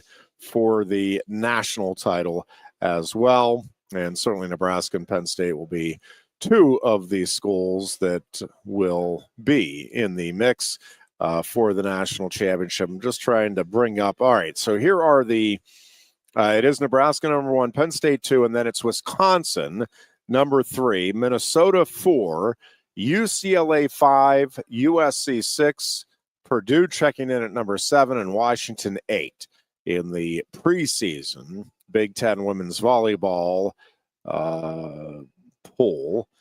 And again, Penn State with 3 players in Izzy Stark, Kennedy Martin, and Jillian Grimes named to the preseason all-conference team. So that season will be heating up here in very short order toward the end of August. Women's soccer team has some high expectations as well going into the upcoming season, and perennial contenders now on both the Big Ten and national front for Erica Dombach's squad. And so all of the fall sports just around the corner. Field hockey should be good again in the upcoming year. I think men's soccer is continuing to climb here and work its way back into national repute and trying to work its way back toward the top of the Big Ten standings, and I think heading in that direction. So, again, I think as much excitement, certainly around Penn State football, as Booch and I were talking since 1999, but I just think Penn State athletics in general, I'm not sure there's been a year, obviously coming off a year where they just had tremendous success across the board with the men's lacrosse and men's hockey teams on the cusp of national titles, women's volleyball and wrestling winning national titles, women's soccer with another great run, Penn State football getting to the Final Four, all of those things. And if you look at all of those programs, it's like, yeah, they could either duplicate or better their accomplishments from a year ago. And I think there's several other programs that feels like they may be on the verge of breaking through and taking another step up the rankings in their respective sports as well. So be keeping an eye on all of it. Of course, Pittsburgh Steelers getting underway with training camp in Latrobe, and just saw another article. The Steelers are destined for last place in the AFC Central or the AFC North, and it's like, well, it could very well be. Again, I think that division is as good, if not better, than any other division in the NFL, top to bottom. And certainly, if they stay healthy, the Ravens and the Bengals both figure to be in the mix here as teams certainly contending for a playoff spot, if not contending for an AFC championship. And the Browns, as always, very talented roster. Again, I don't think it would be shocking given that division if the Steelers finished last. I also don't think it would be shocking if they finish first. I don't think there's a lot separating those four teams. My guess is Ravens win it. I think it'll be a very close battle between the Bengals and the Steelers for second. And I do think the Browns, primarily because they're the Browns, will finish fourth. But I think they're a very good football team and will be in the running right down the stretch in the upcoming season. I do want to go back. We were talking just college football, and it's one of those things where folks, and I'm right there with you. It's like, man, it's not the same. I'm not happy with the direction of the sport. Afraid that money may be ruining it. I don't want the just to be about kids going to where the biggest money is. And then we get closer to the season and you see that North Carolina football, not terribly unexpected, but they're selling out. They're selling out their season. Bill Belichick is creating the desired impact, at least in interest, in the North Carolina program. And I think how North Carolina fares in the upcoming season and the overall direction it feels like that program is taking is going to be one of the fascinating stories in college football this season. I think the ACC in general, Jed Donahue had on a guest from the ACC the other day, and Clemson obviously expected to be the ACC champion and one of the national title contenders in the upcoming season. But North Carolina, again, a very fascinating watch. Georgia Tech, Georgia Tech has a great history, and I was aware of that in college football. Was not aware of they have a chance, I think, to, after listening to this ACC expert, it's like, that they could do some very good things in the upcoming season. I think they have some holes overall in that lineup, but they've got a very good quarterback, and it'll be interesting to see how some other things shake in the upcoming season in the ACC. Nationally, though, the storylines from coaches to, where does Texas A&M, we talked about Texas A&M earlier and the facilities and all of that. Well, can they get into the thick of things here in the SEC, which is not easy to do with Texas and Georgia. And I think Alabama gets back into the mix here at the top of the SEC.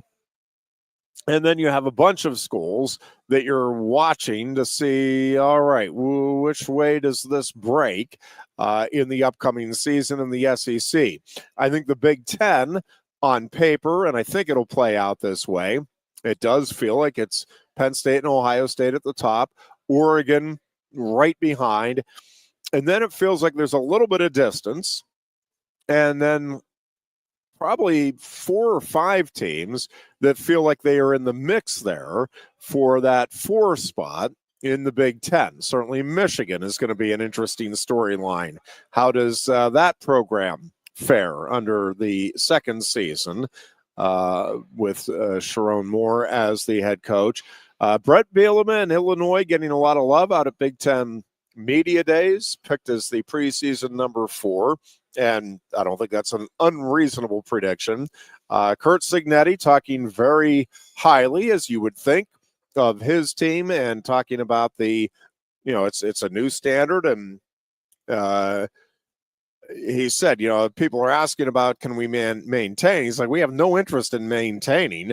We have interest in growing and getting better. Like, we're not looking to maintain, which is exactly the right attitude. And I think Indiana is going to be a fascinating watch in the upcoming season. They burst onto the scene unexpectedly last year. Now, with more eyeballs on them, and, a good investment being made in that program out there. What do they do? Are they a top 4 or 5 team in the conference again in the upcoming season? Iowa is always feels like it's in the mix. I think Matt Rowland, Nebraska are one of the real Matt Rowland, Nebraska, and Lincoln Riley and USC are probably the 2 coaches and programs that feel like this is, I won't say a make or break season, but a pivotal season in terms of, all right, are we taking that next step? Are we getting closer to being back in the mix here with the elite, not just in the Big Ten, but in college football as a whole? Or are we kind of treading water and middle of the road programs? We've talked about, I think Nebraska's schedule plays out very favorably, and they have a chance to, at least numbers-wise, take a huge step forward from a year ago. I think USC, we'll see. I think they're in some real trouble. I'm having a hard time seeing how they would win more than 8 games, and I won't be surprised if they're a 7-win team again here in the upcoming season. But I think those 2 teams, along with Michigan, probably will be the ones that, outside of the program that you're following, if you're a Big Ten fan, that are probably the most intriguing and maybe most unknown about. Not exactly sure how this is going to play out for those schools, coaches, and programs. Goon, we hope you get better. He has an appointment later today. We're hoping that goes really, really well, and that he is back in his seat where he belongs next to me next week. Folks, we hope you have a great weekend, and we will be back on Tuesday. Until then, be good and be safe. No one likes making trips to the gas station. Well, Lion Country Kia can help. If you're tired of going to the gas station all the time, Lion Country Kia can help with the 2025 Kia Sportage Hybrid. Save now with 2.9% APR financing for up to 48 months. And get $500 Kia Finance bonus cash. There's 14 available that get 38 MPG combined. Say goodbye to all those pump visits. 2025 Kia Sportage Hybrids start at just $32,285. And be sure to check out the full Kia lineup too. And their selection of certified pre-owned Kias. Remember, every new Kia comes with a 10-year, 100,000-mile powertrain warranty. Ease that pain at the pump with a 38 MPG combined 2025 Kia Sportage Hybrid from Lion Country Kia, 1334 Drivable Street off Shiloh Road behind Sam's Club, State College. Warranty is a limited powertrain warranty. For details, see dealer or go to kia.com.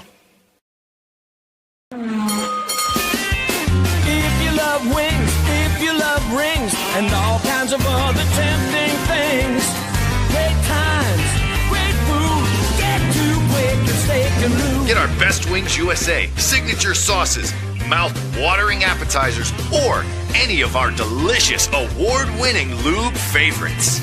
Great times, great food, get to Quaker Steak Lube. I'm the Modelo Recruiter, and I'm looking for fans with good hands and great speed.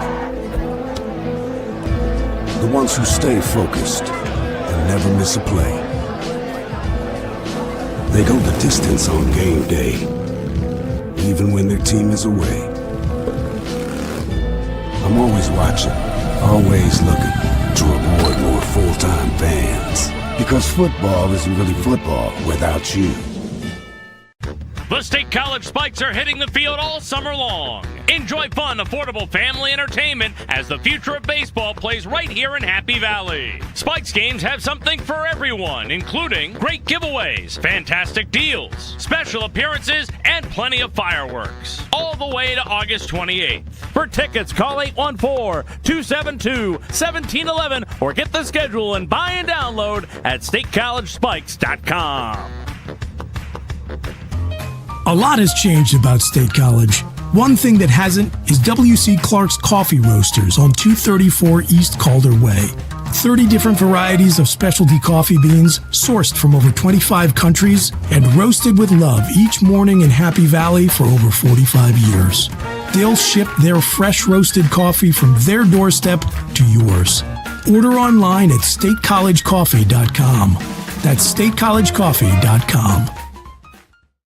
Hi, welcome to Timberland Federal Credit Union, a financial cooperative for its members, tracing all the way back to 1973. Experience Timberland Federal Credit Union, where you're greeted with a smile and financial solutions are tailored to your unique life journey. Here, we're not just financial professionals, we're your neighbors, people invested in your financial needs, literacy, and empowerment. Your dreams matter to us, whether they're about buying a home, growing a nest egg, or embarking on new adventures. TFCU draws from the past and invests in the future, offering modern tools like online banking to give you the freedom to manage your money practically anytime. Additionally, we're passionate about giving back both time and resources because enhancing our community is at the core of why we're here. Visit TFCU in person or online to learn more about our services and apply for a membership today. WFXS, once again. The Fox, your sports radio. Broadcasting live, loud and proud from Central PA's Sports Authority, WFXS America. 98.7, The Fox, State College, the Goon and Ironhead.